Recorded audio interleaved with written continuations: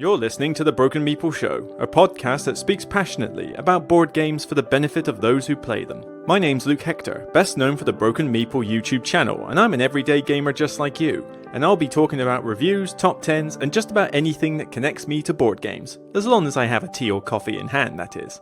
So grab a cup, relax, and enjoy. And remember, it's only a game.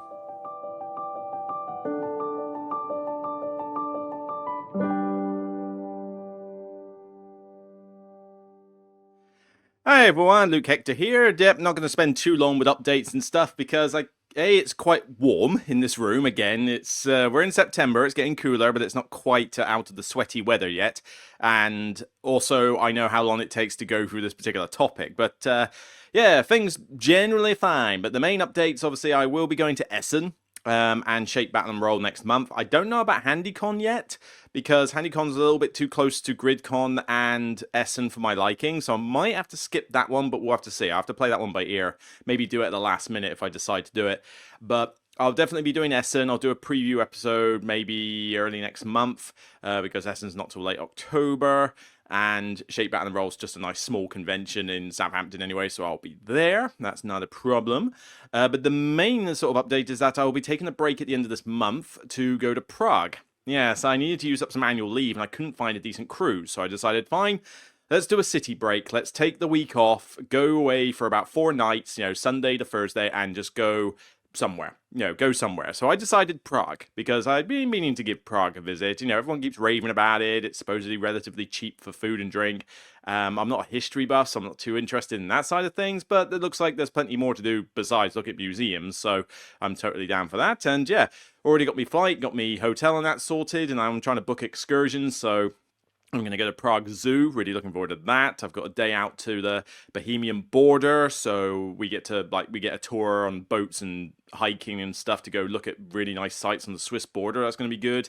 There's a medieval dinner that I'm going to go to. Obviously, I know there's 1 or 2 board game cafes in the region, so I'll go pay them a visit, and I'll just do stuff. I will just do stuff and tours and use up my days as much as I can as a solo traveler. Looking forward to it. That's at the end of the month, so yeah, looking forward to that. But obviously, while I'm away, no recording. If I've got videos done in advance, I'll release them, because I won't be completely devoid of the internet over there, I'm sure. But yeah, I'm not going to be recording anything while I'm over there, so that will be a nice little break. Other than that, games that are incoming, I've got a lot. We've had a quiet period. Now I'm actually getting stuff sent to me. So, I've had Shallow Sea from Bad Comet, same people who did Amazonia and Wondrous Creatures, that I've got to look at.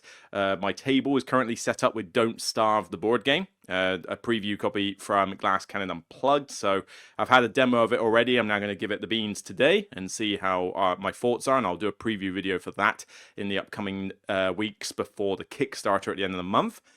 What else has been sent to me? Well, the Garfield Games stuff still hasn't arrived. I think I'm getting that on Tuesday.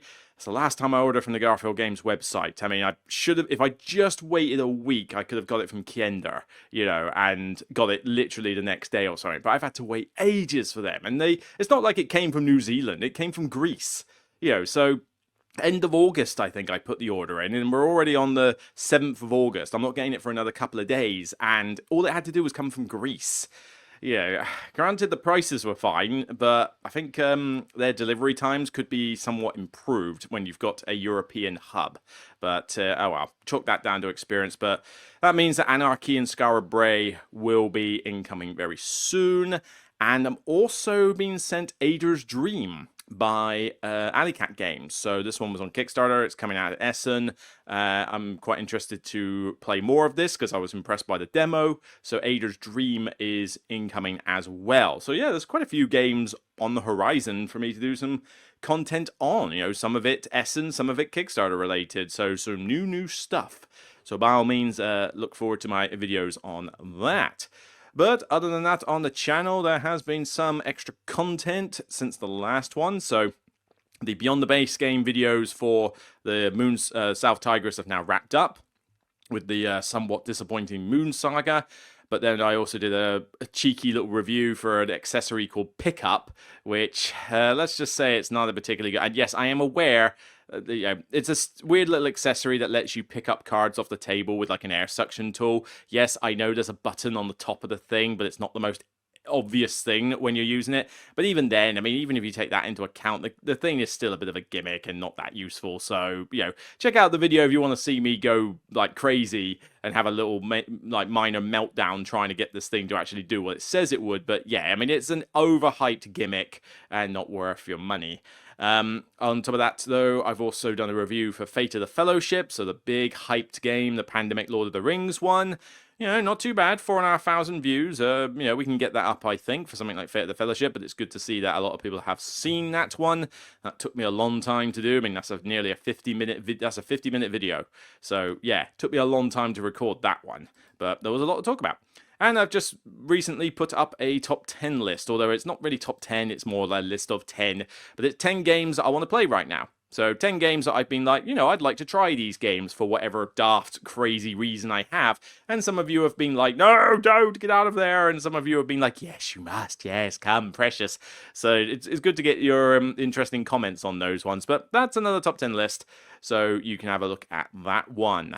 So far, not doing too badly. It only came out yesterday, and it's already on 4,500. So let's see if we can get that one up higher. But yeah, generally, quite a bit of stuff happening. So holidays, conventions, games, it's all happening. Oh yeah, and I think I still need to do a playthrough digital video for Canvas. Yeah, I've got the Steam key for that one, and I haven't got around to doing the Canvas one. So yes, I will try to figure out how to do that one at some point soon. Just time. Time's a bit of a problem. September is usually quite a busy work month for me, and it's not helped by the fact that, yes, we are working from home a lot lately because they're doing some refurbishments around the side of the office building. But it does, when you work from home, yeah, I don't know, productivity kind of goes out the window when you work from home, but I do my best. So, yeah, that's stuff to come. That's about it. I don't think there's really anything else to talk about updates. My throat only lasts so long, and these videos have taken forever to do, so I think we're just going to be intelligent and go straight to the point of the video, which is we need to wrap up this top 100 BGG. I mean, what I thought was only going to be one video turned out to be 3 now. So we did 50 to begin with, then we did another 25 when I realized, wow, it takes me a while to talk about these games. So it's like, fine, we're going to do it in 3. So we're going to wrap it up 25 to 1. And I promise you, we are doing 25 to 1. All right, we are getting this done. All right, so let's go to the list and have a look and see what we got. So 25, has it changed since last week? Nope, I believe I remember talking about the god-awful Concordia. Trigger. But we'll see what else we got now. So Clank Legacy Acquisitions Incorporated. I've not played this. It's a legacy game of a game that I'm not exactly a massive fan of anyway. I mean, I don't mind Clank, I just don't particularly care about it.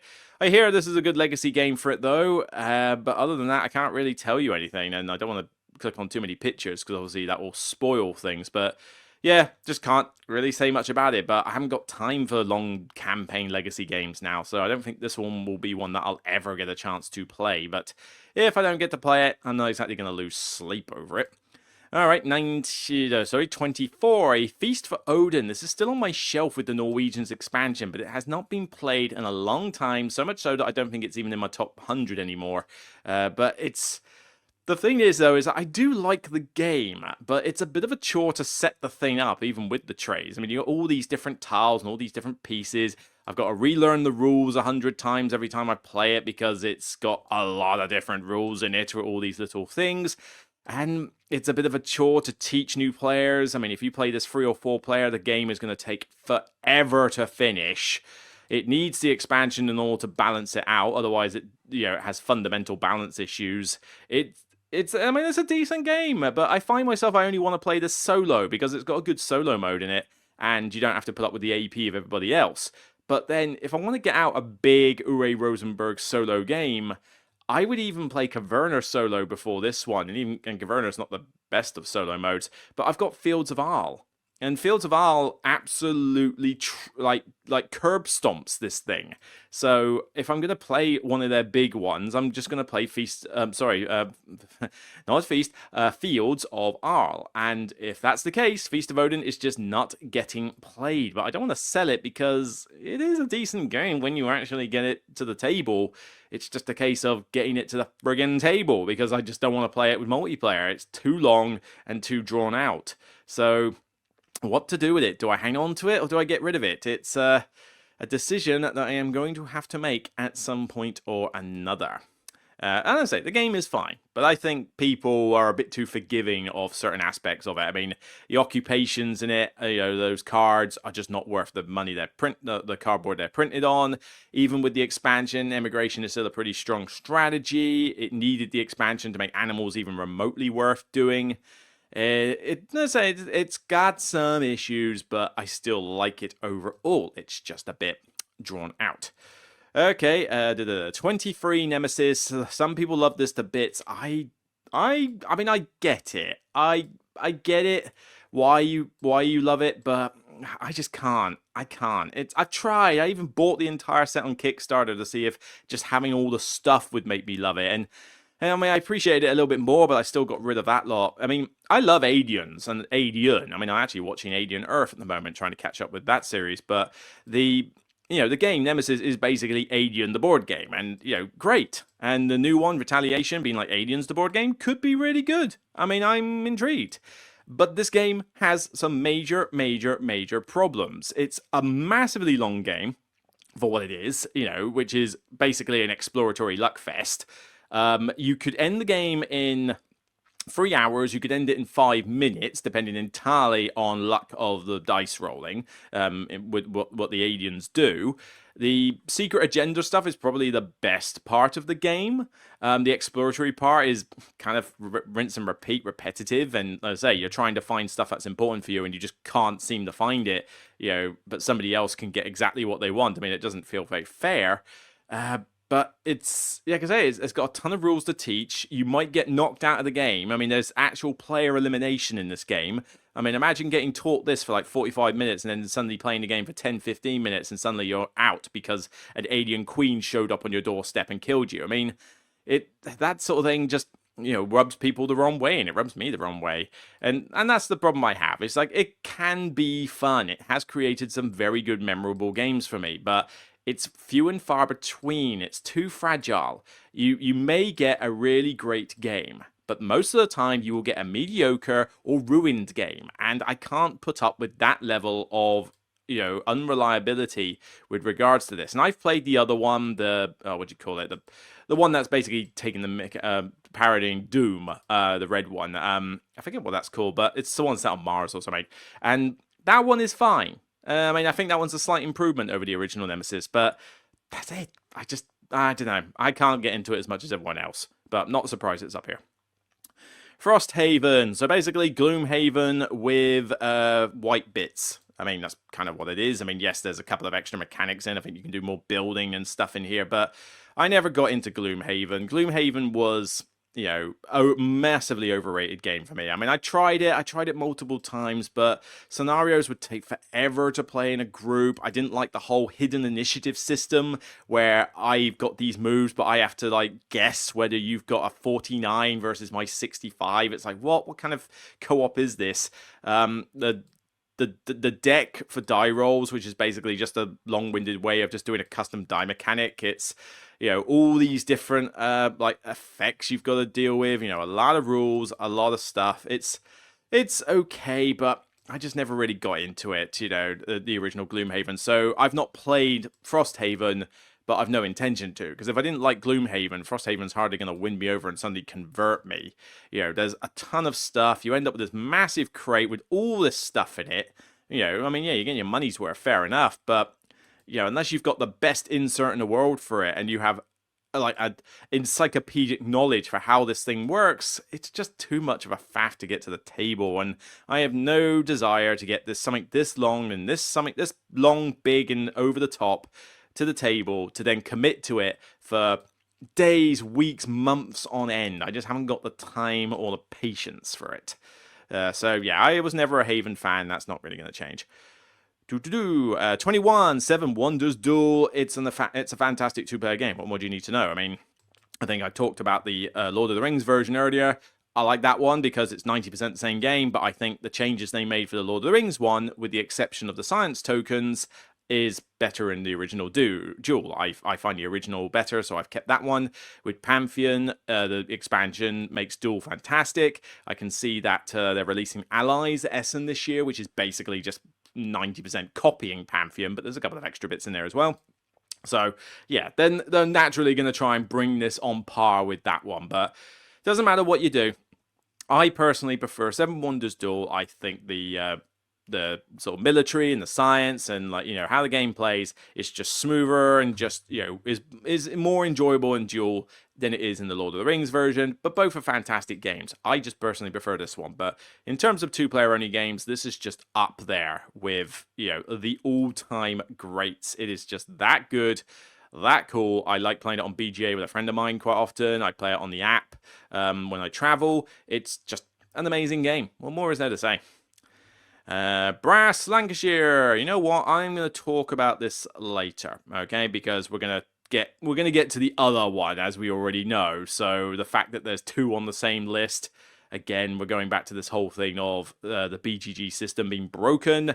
We'll talk about this one later because I'm not going to have it be anticlimactic. 19 Scythe. Scythe, I still have it on my shelf and I still enjoy it, but this one has definitely gone down over the years. It's just not as fun as it used to be. It's still good. I mean, I still enjoy playing it, but I never seem to want to bring it out to the table.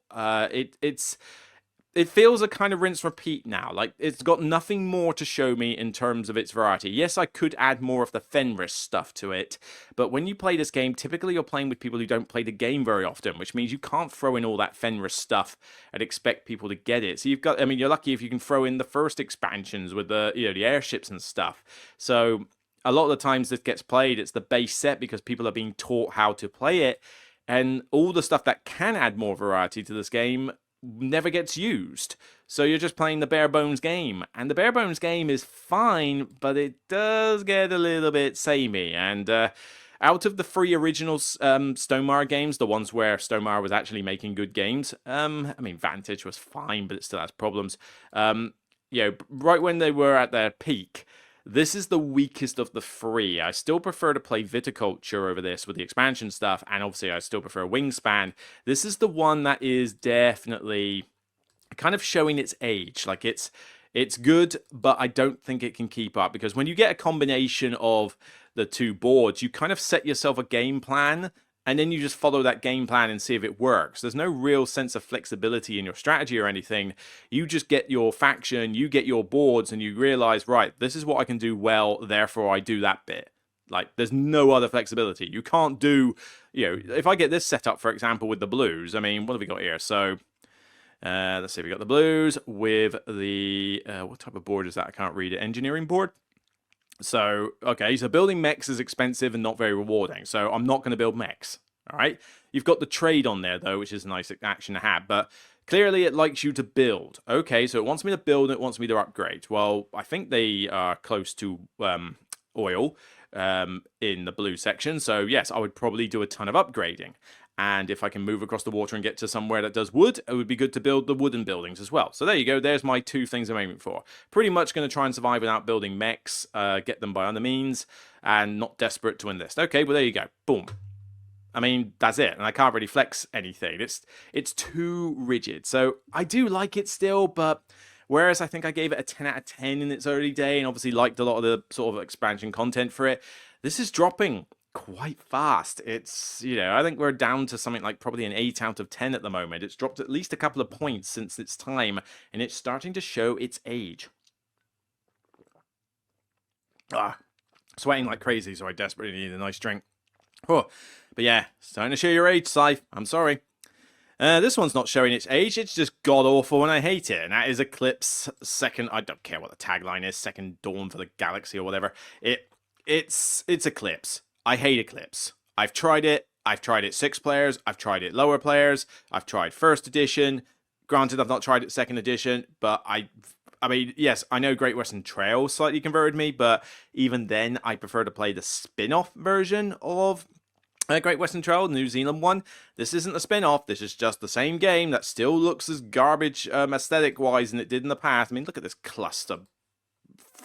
Can't swear, but yeah, look at this, just like uninspired board with all this stuff on it. It's all over the place. Cubes, cubes, cubes. Your board being just a layer of cubes to deal with your income tracks. I mean, it doesn't even feel like a space exploration game. It feels more like a balance your checkbook in space. You know, the game, and I just hate it. It takes forever. The technology appears randomly, and you may or may not get it again by random chance. It takes forever to play. It looks horrible. It's got all these fiddly pieces you got to do. I mean, I don't even recognize what this dial is. This must be a second edition thing with these 3 dials, but you know, you've got all these little cubes that you got to deal with. You've got all this stuff on the board. You can barely tell what's going on. There's not enough space for all the pieces, and it's just a mess. But I mean, that's from an aesthetic perspective. I find it's too long. I find it boring. The AP in this game and the downtime is off the chain. I hate it. I can't find a redeeming feature of this game. I would sooner play Twilight Imperium, and I have problems with that game. You know, I'll play Empires of the Void 2 long before I play something like this. It's just not a fun game. I don't like it at all. And there are people I know, even like Mark Dainty, who love this game. Like, they will play it every chance they get. And I don't get it. This is one of those games where I'm just like, why do you like this piece of trash, you know, so much? I mean, it's so bad for me, you know, that it definitely would be in like my top 10 worst games. It's so bad that my intro video for the Kienda promo actually uses Eclipse Second Dawn as a scapegoat for basically a running gag. You know, say like, oh, they've got this in stock. Oh, that's pretty terrible, but you might like it. You know, it's that sort of thing. So yeah, you like it, go play it. But for me, this doesn't deserve to be anywhere close to the top 100, not even in the same galactic sector. Go away, Eclipse. The original Great Western Trail, I think I've already talked about the other Great Western Trail on here somewhere. I'd be surprised if I hadn't. Yeah, New Zealand. I'm not going to belabor this one too much. I like it fine in its second edition form. I hated it in its first edition form, but I still think you need the expansion to it, and even then it kind of pigeonholes you a bit into one strategy. But it's fine. I just much prefer New Zealand. You know, this one I will play if need be, but New Zealand is long but knows how to end the game. This one kind of just takes forever to like finish. Like it doesn't know if it wants to end it really quickly or end it really like long into the future. And you've only got 3 characters to pick from. 2 of them are kind of linked to each other, so you're kind of like really only choosing between 2 sort of strategies, or you're just doing a hybrid. I mean, it's fine. I don't mind the original Great Western Trail, but it doesn't hold a candle to New Zealand. So, you know, if you're going to say, oh, which one do you have in your collection, which one are you going to play on a moment's notice, I'm going to play New Zealand without any stretch of the imagination. All right, Castles of Burgundy. Loads of people love this game. I don't get why. This is a Stefan Feld game, and Stefan Feld games don't exactly do well for me anyway. I have played the fancy new version. It is way too overproduced. That was a... Why, Awakened Realms, did you decide to blame up the Castles of Burgundy? It just doesn't warrant it. You know, way too expensive and way too much faff setting that one up. But I don't know, I just find this game kind of meh. I mean, you roll dice, you get tiles, you put them on hexes, and then, you know, you hope you've got enough luck with the dice to get what you need, and then the rest of it is just Euro mechanics of, oh yeah, if I put this tile here, I get this little bonus, and if I put this on the main board, I level up a track, and there's just there's no flavor in it. There's no real theme. There's no, you know, sense of like progression or game arc or anything like that. It's just, you know, well, I roll some dice and I'll try to get little tiles and, you know, a nice little color one here, and put this color next to this color and this color next to this color, and some of the colors are way too similar to each other in this game, which makes colorblind people go go nuts. It's just, I don't know, it's just, I don't get much out of it. It just feels dull. You know, I don't like hate it or anything. It's just so underwhelming. You know, people will say, oh, it's amazing, or I love it, and it's like number 16 on Board Game Geek, but I just don't really get it. I mean, where's the... Yeah, they came out with a new version, which turned out to make things rubbish. They had this weird special version, or whatever it was, which didn't do very well either. And I can't find a separate listing for the Awakened Realms version, which is good, because it shouldn't be like that. But yeah, this one just got blinged out like crazy, and I just don't get it. I don't get what the thing is, because it's not even simple enough that it's like, oh yeah, this is a gateway entry game for like people. It's like, no, there's still a fair bit going on in this game that I would never throw this to a person new to gaming. There's way better titles to pick. It takes way too long with 3 to 4 players. I think it's pretty much a 2-player, and community agrees with me on this. Look, it's a 2-player best here. So you get these ones here. So what have we got? Forget solo. So majority of people say best at 2. A few people are fine with it at 3, and then that drops quite dramatically for 4. But still, I can't see why anybody would think it was best at 4. That's just insane. It's definitely better at 2 players. But even then, it's just not fun enough for me. Alright, 15 Fruity Ages. I wasn't originally a fan of this game, but I've warmed up to it more. The 4th edition, I think, did a pretty good job of streamlining certain aspects of it, but I don't play it in its physical version. I only play this in the app version. Because Czech Game Edition's kind of shot themselves in the foot a little bit with this. You know, they created the game, which is fun. I do like this game. It's a fun card-based civilization game. I kind of prefer Nations as a tabletop version, but I still think this one's a solid game. Now, this one is, still good fun, but the problem is that it takes a long time to set up. It's quite fiddly and has problems when you play it multiplayer in the physical version. But they made themselves an app for this game, which is so damn good that there is no reason to own a physical copy. The game is perfectly represented. It has a very good tutorial. It takes out a lot of the faffy bookkeeping with the whole the corruption mechanic or whatever it is. Takes that out. Everything's calculated for you. There's challenge modes and stuff like that, even though I'm not that great at this game, so I tend to play this on relatively low difficulties. And, who's this weirdo here? But other than that, it's just like, yeah, it's a good game. I like it. But I do it on air flights a lot. You try to fly to somewhere like Iceland or somewhere in Europe, you set up a game of Fruity Ages on your phone, and then you basically finish by the time you land. It's quite good because I don't play this at rocket speed, all right? Cool, I'm sweating like crazy. So it's got problems like that. It's interesting. It's definitely quite interesting, but the thing is that the app is so good, there is no reason to sell physical copies, so you never see anybody play this in physical form. The app is too good. And if you are interested in trying out this game, I highly recommend you get the app, because it solves all the problems with the game, leaving you with a good, fun Civ card game. But yeah, wow, talk about destroying your own physical product with your own genius, I guess. That's kind of like a weird way of going about it. Alright, 14, I'm not a big fan of Twilight Struggle. Twilight Struggle, I mean, some people like it, but I tried it. I've tried it, but it's just, I find it boring. It's not a theme that I'm particularly that interested in. I mean, obviously, it's GMT games, so nothing about their games looks aesthetically pleasing. I don't like the fact that you use a dice mechanic to deal with the space race as to whether you do well on it. I mean, you've got this very thinky 2-player Euro game, and then you throw in this weird dice mechanic for one of the key aspects of the game. But the other thing is that you can't play this against somebody who knows what they're doing if you don't know what you're doing, because you need to know what these cards do in response to each other. And if one person knows them and the other person doesn't, that person is going to get creamed. There's nothing they can do about it. And so this thing requires very specific 2 people to play the game. And I'm not one of them, because I played it and just found it boring. It's not, and this is what worries me about the new World Order that's coming out from the creators of Hegemony. When I tried it, it felt like it was just Twilight Struggle with extra steps, and you're just putting cubes on a map and doing this little back and forth tug of war political thing, and it's like, I don't know, this one isn't as interesting to me as, say, Hegemony was, both in theme and gameplay. Well, this one, again, just isn't that interesting to me.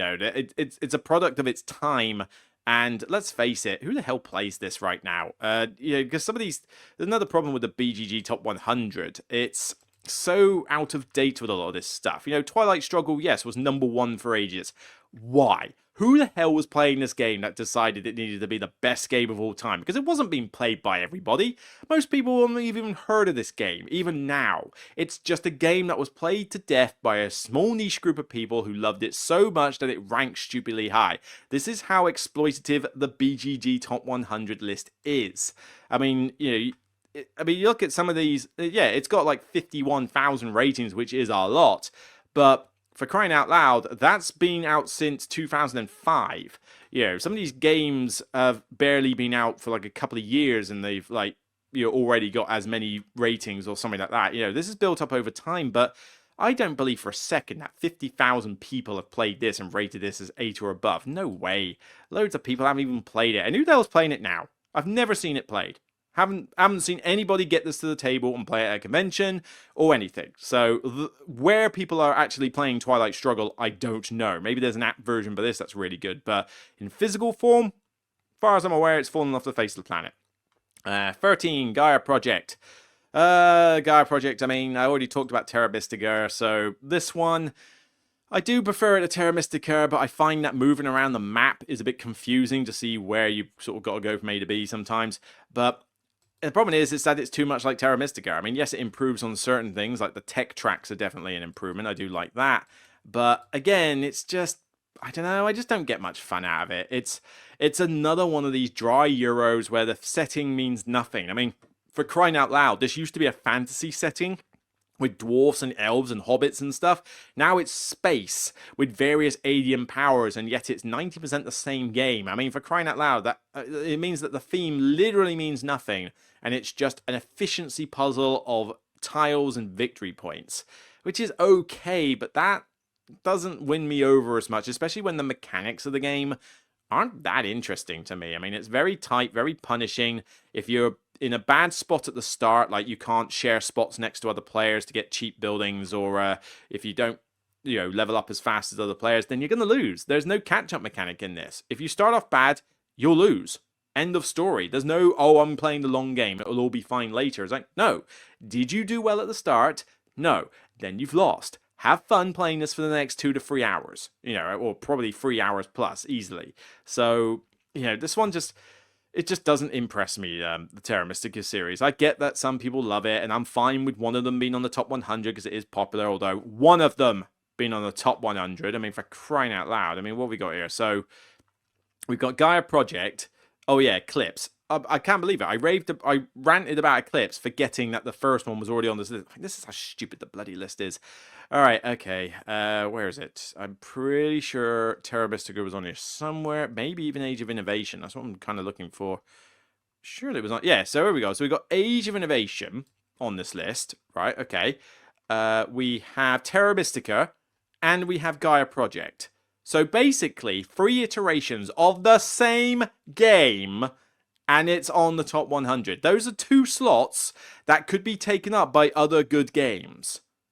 I hate the way this list is done. I just hate it. And I know I sound like a broken record at this point, but when I see people defend this list as being like a robust system, I do have to question what level of quaaludes they're on, because they just clearly have no idea how this list should be run. They've got to be like BGG fanboys or something to, defend the way this list is done. They cannot look at the same game being on the top 100 games 3 times over and call it fair. It's just not. We've got 2 Gloomhavens, we've got 3 Gaia, we've got 3 Terra Mysticas, we've got 2 Eclipses, the same bloody game. We've got 2 Brasses, and this works for me. If I end up with 3 Great Western Trails, or at least 2 of them, and it works the same for me. But the thing is, I look at the games that I love on here, notice one thing in common.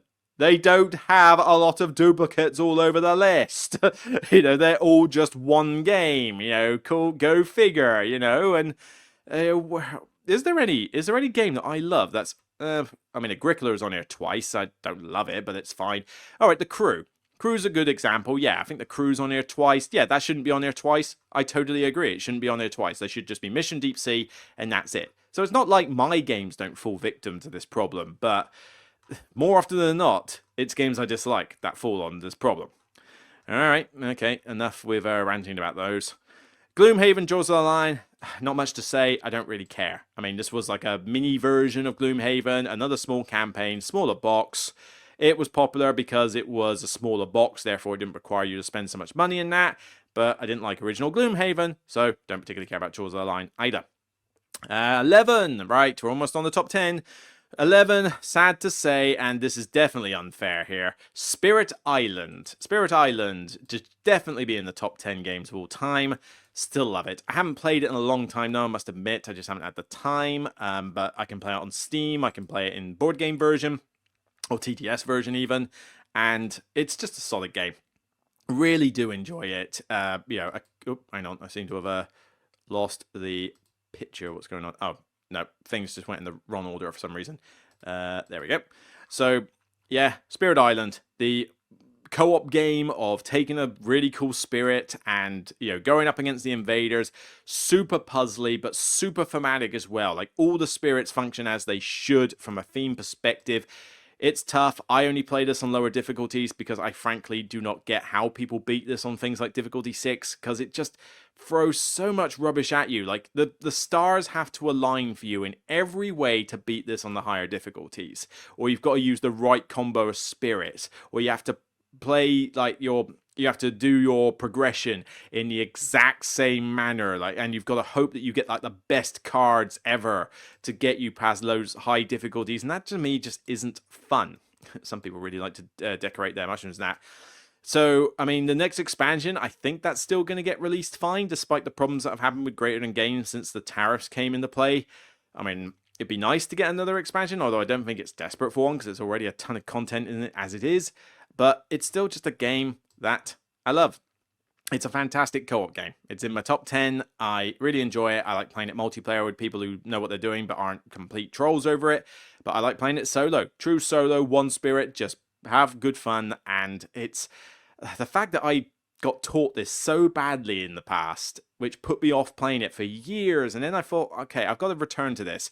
And I did a video like on why I returned to Spirit Island or whatever, you know, why I like Spirit Island or something ages ago, when I went back into it and realized, damn, that bad teacher ruined like the chance for me to get into this game a lot earlier in life than I did. And it's just a really good game, really solid. I am sweating buckets down here. I'm going to need another shower after this. Yikes. All right, so the top 10. Top 10 of the BGG list. And let's already get started on a rant here. We're going to cover these two. No, we'll cover this later on in terms of the main game. But Dune Imperium Uprising is at 10. Dune Imperium is at 5. BGG, your list is so stupid. I mean, for crying out loud, most people are playing the original one anyway, because they've got that with the expansions.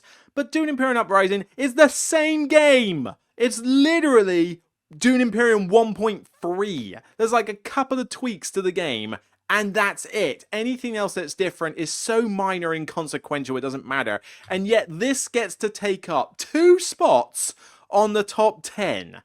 You cannot look at that and call it fair without being the most biased individual in the world. You know, if you want Dune Imperium to be at the top 5, then fine. Leave the first one there at 5. This is an expansion, effectively. It's effectively a standalone expansion. So why don't we just have its own, like, why can't these sort of games be NA? You know, or why can't they just be folded into the same listing as Dune Imperium and just have them both basically register as 5 rather than a 5 and a 10? It's just so unfair. And look at this, it's only got 13,000 people even voted on it. I mean, the original one's got 54 by comparison. So 13,000 people voted for this Imperium Uprising, and somehow it's at 10 in the top 100. I mean, that is not even like, oh yeah, this game is so revolutionary and innovative. No, this is just Dune Imperium fanboys rating this a 10 because they like Dune Imperium. You know, that's not exactly a fair consideration. I don't believe for a second. I have played Dune Imperium Uprising, okay, and it's, like I say, it is the same game, and I think it's even weaker than the original game, which I'm not a massive lover of Dune Imperium. I mean, I totally rated it too high when I first reviewed it, but, you know, now it's a 6 out of 10 if it's lucky, more a 5 out of 10. I find it average at best. I mean, your gameplay is solely dependent on your your deck. I mean, you will not win this game if the cards just don't come out of the deck in the order you want them to. The deck building feels like a afterthought because it's more about the worker placement. And the first expansion just made it too combat heavy. It was already combat heavy. The second expansion I thought was fine. It made the card system better, which is the bit I wanted to be better. But then Dune Imperium Uprising comes out and it just basically goes, oh, did you think it was too combat heavy? Well, now combat is so damn important that you will not win this game if you don't get involved in combat. Get those sandworms. It's insane. And I don't like the fact that there's 2 of them on the top 10. That just really irks me. But Dune Imperium, look, if you love it, fine. But it's average for me. I don't think it should be the top 10. You want to put it in the top 100, fine. But top 10, no. This is overrated like crazy. I don't even like the Dune movies. Dune movies, boring, take too long, drag out. I mean, it doesn't start getting remotely interesting in those recent 2 movies until about 2/3 of the way into the second movie when Atreides, whatever his name is, starts going through his little transformation period. That's when it starts getting a bit more intriguing. But everything before then is like, could we have wrapped this up in an hour and a half? Because this is taking forever. It's just so drawn out. All right, 9. Star Wars Rebellion. I do like Star Wars Rebellion. It is on my shelf. I've not managed to play it very often because it is a massive game. But I did play it a couple of times, a few times recently at HandyCon and a local club because somebody else wanted to play it. So I did have to relearn the game effectively. But when we played it, I remembered why this is a great fun game. Now, should it be 9 in the BGG Top 100? Hell no, because most people are never going to play this game. It's too much for a lot of people. Plus, it's 2-player only. If there's a solo mode, it's unofficial and probably not worth it. But, you need 2 players ideally going at each other for this. Well, not an easy setup to get with this one. So it's a very great fun game, but it's also not very practical, to get it played. But it is good fun. I mean, it's Star Wars in a box. You've got all the different characters, all the different events. You tell your own story. It's great little bluffy tactics from the Rebel Alliance and the sheer overwhelming strength of the Empire. And, trying to capture each other's leaders and sabotage the others. It's just a really good 2-player back and forth. Although, it does need the expansion. The expansion is kind of essential for this one. I don't know if I'd want to play it without it. You need to get Rise of the Empire, because not only does it add more variety, but it also revamps the combat system, and the combat system in the original is not the best. I mean, I'm kind of surprised that this is rated 9 out of like the BGG forever when the combat system was as weird and clunky as it used to be. This expansion completely revamped it. Always use the expansion version of the combat and don't look back. But it does mean you need to acquire both before you can really get into this game. But I've had good fun with it. It's on the shelf. I don't want to sell it. It's a great game. It's just one that's not going to hit the table very often. But when it does, boy, is it fun. War of the Rings 2nd Edition at number 8. I like it, but... No, wrong page. Well, I mean, I tried it. I bought it so that I could try it. And yes, I get why a lot of people like it. It's a 2-player back and forth, big, epic, Lord of the Rings, card play, strategy, tactics. There's a lot of good stuff to like in here, even if it's aesthetically a bit of a dog's dinner. But the problem is that it's just too much. Wow, I mean, I played the 2nd edition of it. It takes forever to play this game. Like, the game is like a 3 to 4 hour slugfest. The rules are quite expansive. There's no way to learn this game easily. I mean, you are just floundering around the place because you don't know what you're supposed to do in order to do well. It's got a huge learning curve. And so a person who knows what they're doing versus somebody who doesn't know what they're doing is just going to absolutely muller them. Yeah. There's 2 kids there. Those 2 kids are not playing War of the Ring, all right? This is lit. There's no way they are playing this and having any idea what's going on. That's just set up. But, yeah, like I said, it's good. It's a good game. I have no problems with the game. It's just incredibly impractical. Like, there was no way I was ever going to get this played. Played it a couple of times and just found it, oh, wow, this is long. This is impractical. Never going to get this played. What am I supposed to do? And I just gave up on it. I decided, look, get rid of this. I get why people like it. It's just never going to get played if I hung on to it. So I just decided, you know what? Let other people enjoy it, So I give this one respect. I just don't find it personally a top 10 worthy contender. or one that I would ever really be able to play myself. Like I say, like it if you like it, though, because I get why you like it. Okay, number 7, Terraforming Mars. I didn't like this one at first. I now find it above average. You know, I've warmed up to it over time, and it's a decent enough game, but games like Ark Nova and a few others just do what this one does better, honestly. You know, you've got all the different expansion maps and all that lot, but it doesn't really change the game up that much. It's just, oh, the objectives are slightly different in this game, and oh, the map layout, oh, there's a little ice glacier over there. Yay, I may or may not care about that. Oh, the oceans are organized in this pattern rather than this pattern. Yay. You know, it's like, big deal. The expansions, Venus just adds more cards and another track. I don't mind Venus. But the problem is that if people concentrate a lot on the Venus stuff, you're not accelerating the game end, so it takes longer. So then the expansion, not Turmoil. Turmoil was a garbage fest. What was the Prelude? So Prelude came out and fixed a few problems. It gave you starting setups and quickened the game because you got going faster.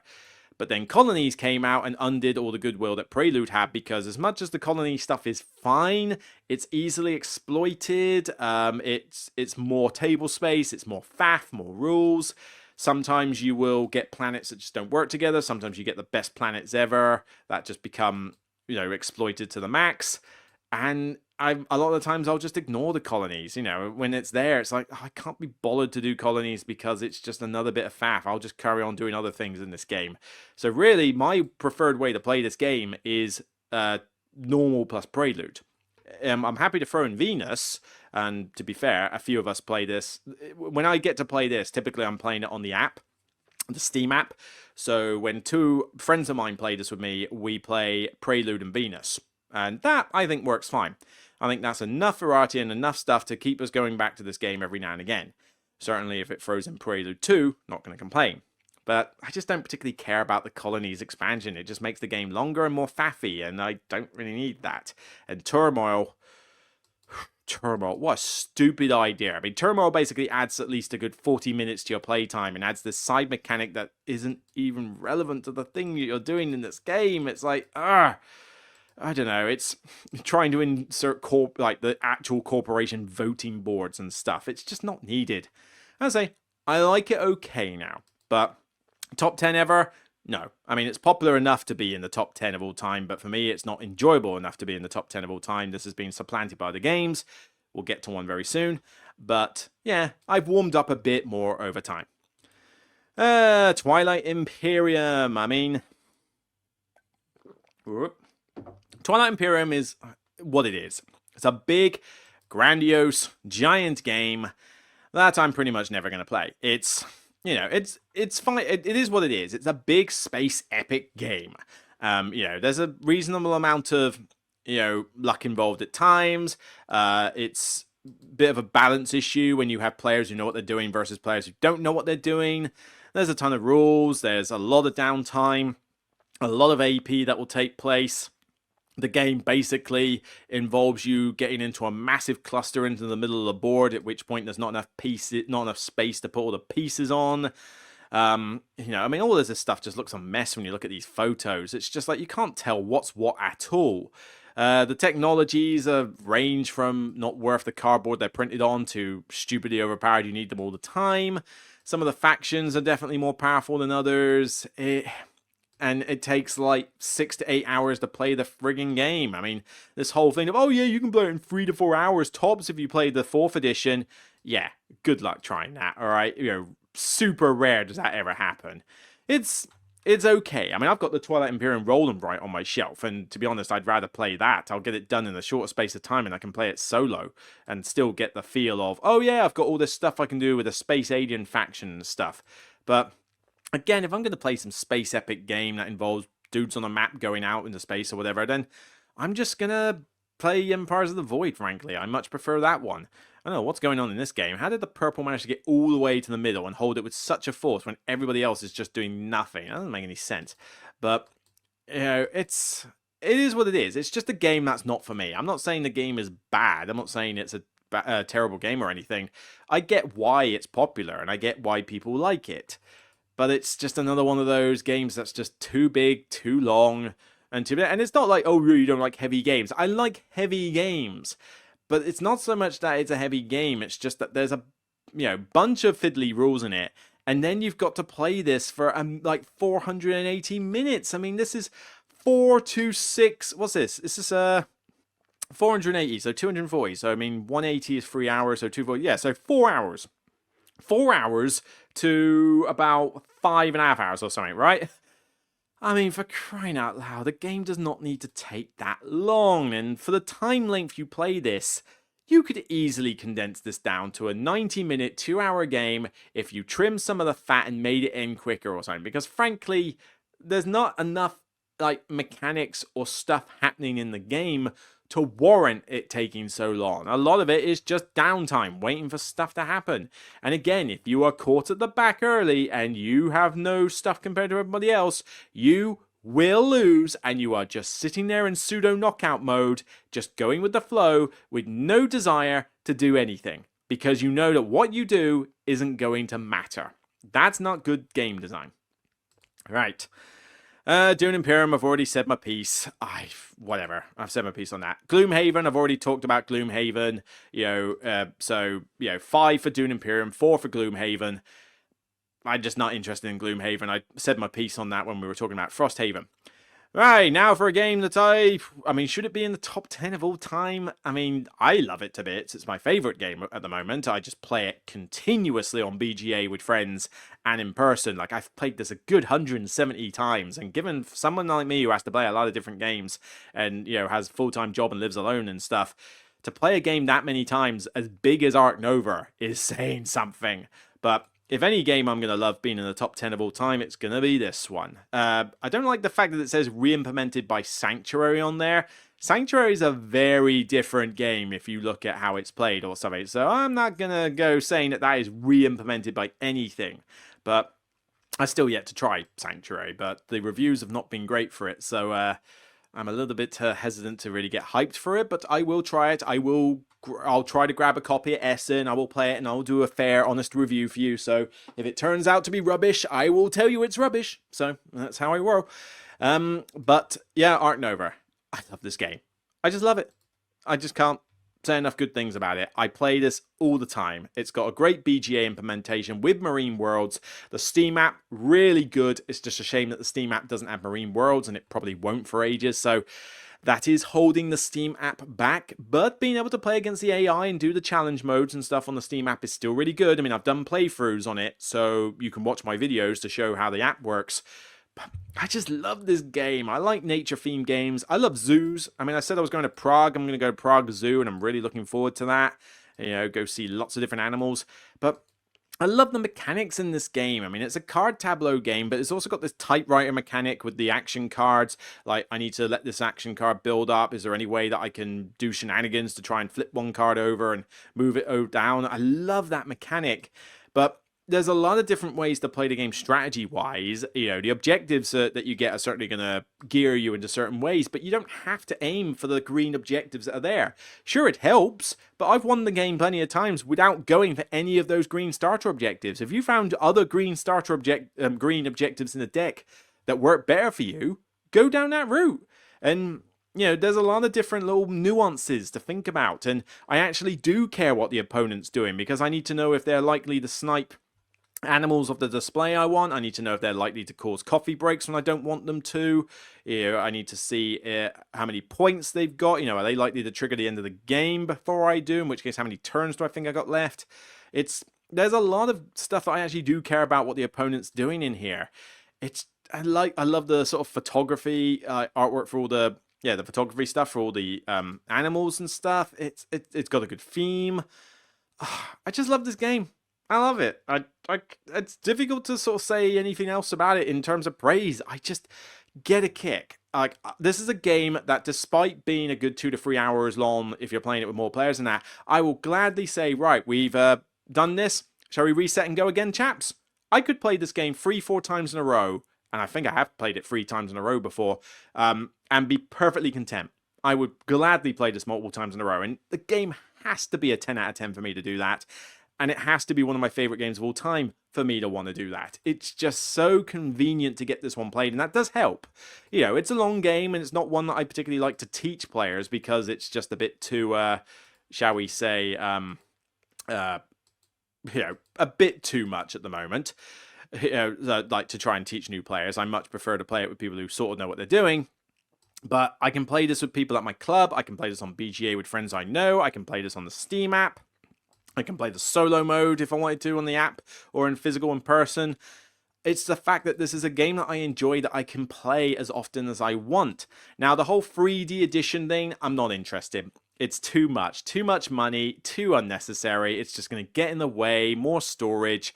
I love the game to bits and I play it a lot, but I play it more in computerized form at the moment than I do in physical form. So again, that factors into the money cost, but it's just too much money for unnecessary acrylic and 3D buildings. Now, I do probably want those, the BGA maps, the variants of the normal maps. I'm probably going to get those, and I certainly would like those player boards. Those player boards look pretty sweet for this game, so I am definitely down for that. But apart from buying some of the add-ons in that Kickstarter, I don't think I'm going to buy any of the 3D stuff. I'm just like, it's too much money. It's unnecessary. You don't need it. So I'm done with that. But oh man, I love this game so much. This should be #1 on Board Game Geek. Okay, probably it shouldn't be. Something like Ticket to Ride should be #1 on Board Game Geek because, yeah, you might think, why Ticket to Ride? That's not the best game ever. Yeah, it's not the best game that I want to play ever. But think about a game that has stood the test of time, is still played to this day, still gets spin-offs, is still a great Christmas present to buy people, still gets played with my family and friends, still gets played at game clubs. Something like Ticket to Ride is the sort of game you should have on a ranking list like this. Unfortunately, BGG is, as people are going to point out, and I know this, I'm not blind, it's a gamer's list. It is purely based on die-hard, dedicated board gamers who make this list what it is, and this is coupled with the brokenness of the system itself. So it is what it is. There's not much we can really do about it, but Ark Nova being at #3, happy, but I would like to see it creep up a little bit more because Pandemic Legacy Season 1 at, I need to open it in a new tab, that'd be better. Yep, #2, Pandemic Legacy Season 1. It's definitely the best of the Pandemic Legacies. I mean, the second one was fine, it was something different, and I didn't particularly like Season 0. I've done reviews on them also, by all means, go check them out.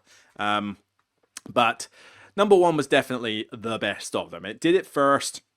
It had the best of the stories. It was streamlined as much as it could still have the added bits added in, like thrown in.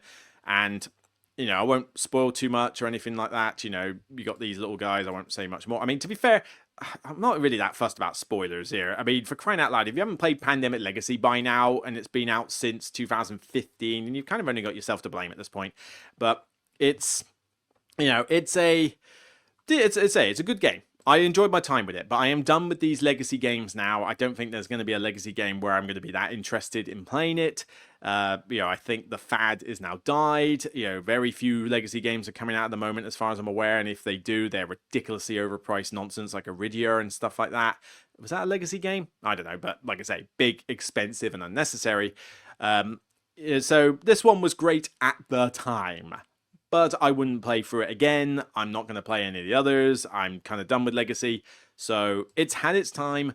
I can see why it would be high on the top 100 because it did have such a big splash. I mean, a lot of people have played this.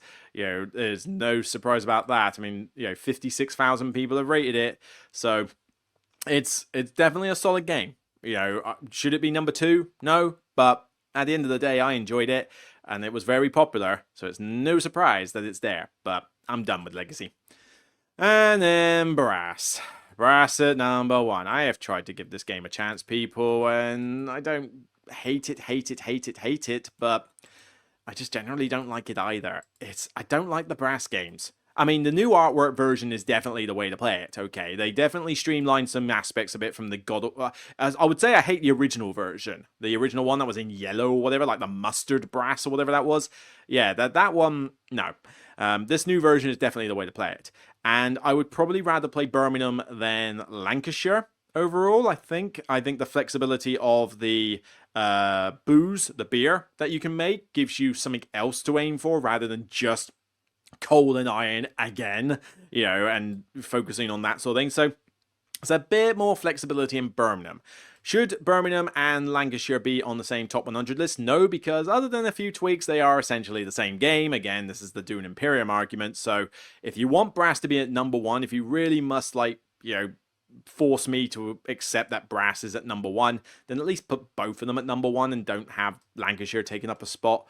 But the problem is that I just don't like this game. It's not a theme I care about. I'm done with industrial revolution, transporting coal and iron on little canal tracks and trains. Ain't trains so much fun? No, trains aren't fun.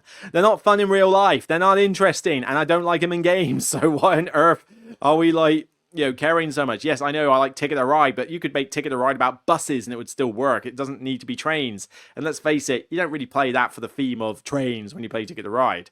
But, with this one, I mean, I don't know. It looks cool on the table. I mean, I do think the artist deserves a raise for how they managed to make something as dreary as the 1800s actually look beautiful on the table. So I'll give you that. I'll give you that as a visual splendor. But it's very punishing. I mean, people can just completely alienate you out of the game like that, and you get put in that pseudo knockout situation where you just can't do anything, in which case why are you even bothering playing? In terms of strategies, particularly in Birmingham, I find that the only thing that's worth doing is the beer, and maybe, or alternatively, focusing on coal or iron, as this is the main things you build. I don't find the cotton mills to do very much in Birmingham. I certainly don't think the manufactured goods do anything in Birmingham. I think the manufactured goods are actually really terrible. You just don't get enough stuff for building the things when, the amount of stuff that's required to build them, you just don't get enough back in return. I find that beer seems to always do me well. Like, if I ever win this game, it's because I've invested heavily in beer. Because, you need, other players need to buy beer at times to do stuff. And same with coal and iron. I mean, if you focus on one of those three things, that tends to be how you do well in this game for me. Because people need to buy it off you. So you make money, you make points and stuff by people utilizing the thing that you've built. So it just seems to work better for me. But, I don't know, I've tried it multiple times, and friends of mine love this game, so they love playing it. I do love the poker chips. I use them for Art Nova and stuff, so the clay chips are fantastic. But I don't know, the gameplay itself just doesn't interest me. I mean, it doesn't take too long to play. It's a 2 to 2.5 hour game, so at least it doesn't outstay its welcome too much, but it will outstay its welcome if you get into a situation where you just can't do anything. I don't like these middle buildings. It's the cotton mill buildings, but really it's just build coal or iron or beer. That is what I do in this game, and that seems to be always the way it works. I don't like the fact that the card system dictates a lot of what you're allowed to do, and that's just luck of the draw. So it's like, oh, I really need to build this in this city right now, otherwise I'm toast. I should totally do that, and I have the means to do it. I have the resources. Oh, but I didn't draw the card that allows me to do it. I am dead. It's like, that just rubs me the wrong way as well. So it is what it is. I love how it looks. It's a beautiful looking game despite its theme. I love the covers and stuff like that. And I know they're doing another Brass as if, that's going to be the same game with extra. I mean, that would be interesting. Could they pull like a New Zealand and make a Brass that I love to bits, and suddenly I'm like, oh, I'm fine with Brass now. This spin-off fixed all the problems I have with the game? Doubtful. I very much doubt it. I can't see Brass doing that for me, but it is what it is. It's a game that I think is overrated. I don't hate its guts. I remember reviewing it and giving it a 6. Like, I thought, oh, this is above average. I can say some good stuff about it, but that rating has now dropped. It's probably a 4 now for me. It's below average. It's not a game I can get into. It's not a game I ever want to play. Whenever I'm the one who has to... When 4 of us get together and play on Fridays, if I have to be away on holiday or doing something else on a Friday, that's the time when they tend to get me up as a free and pull out Brass, because they know that I don't want to play it. So, they get to play Brass when I'm not around. Perfectly fine. We get to play good games when I'm around. But sometimes. It depends. But this one, was it Pittsburgh? So this is going to be a new one. And, I mean, it's a nice cover. I'll give you that. But that's all I really have to say on it. And the thing is, what's going to drive my, do my head in with Brass Pittsburgh? You just wait. You just friggin' wait, right? We've already got Brass Lancashire at 20. We have Brass Birmingham at 1. Watch Pittsburgh get to number 1. Watch it get to number 1 and push Brass Birmingham down to 2. Watch there be 2 Brass games in the top 10. Watch there be 3 Brass games in the top 100 and top 50, top 25. I kid you not. This is what this system is going to do. I guarantee it will happen. You can quote me on that right now. That is my prediction. We're going to get 3 Brass games in the top 25, and it's just going to highlight even more how broken this list is. Anyway, rant over. So, yeah. There we go, chaps. After another hour, that is, with a lot of sweat and tears, that is the Board Game Geek Top 100. That is my views on a lot of the games in it. And let's say, there's a lot of games I like in the Board Game Top 100, but there's a lot of games I don't like at all. And obviously, these are the games that are going to be overrated, or you don't want to play as much and stuff like that, just generally. So there is that. But yeah, the system itself is what drives me nuts. The fact that the system is so broken. I mean, I use Board Game Geek a lot, but mainly as a database for files, rule books, insert designs, dividers, that kind of thing, and also as a database to find out information about a game. And it's useful online. I do not think it is a robust ranking system. I do not think it's a good forum for talking about stuff because as we know, BGG is privately run. So when you look at Board Game Geek, it is entirely biased to not only the same board game creators. I mean, when you look at the Explore bit and, you look at like the featured videos, it's all Brothers Murph and Game Night. That is basically what it is. It's just always like those two practically, so it is run by a biased group. Okay. And with the controversies that have happened in recent months and stuff, if you go onto the forums on this site, you will notice that there is censorship and deletion of comments and stuff if you don't vote the same way that the makers of the site do. So they do actively have a bias with stuff, which is a problem. That is not a fair forum to meet if that is the case. So there are problems with this site. As much as I use it, it's kind of the fact that if you don't use it as a database, how the hell are you going to find out about games? And they know it because it's the monopoly. You have no other means to find out about this stuff reliably. So if you don't use it, what else are you going to do? You're caught in the trap one way or the other.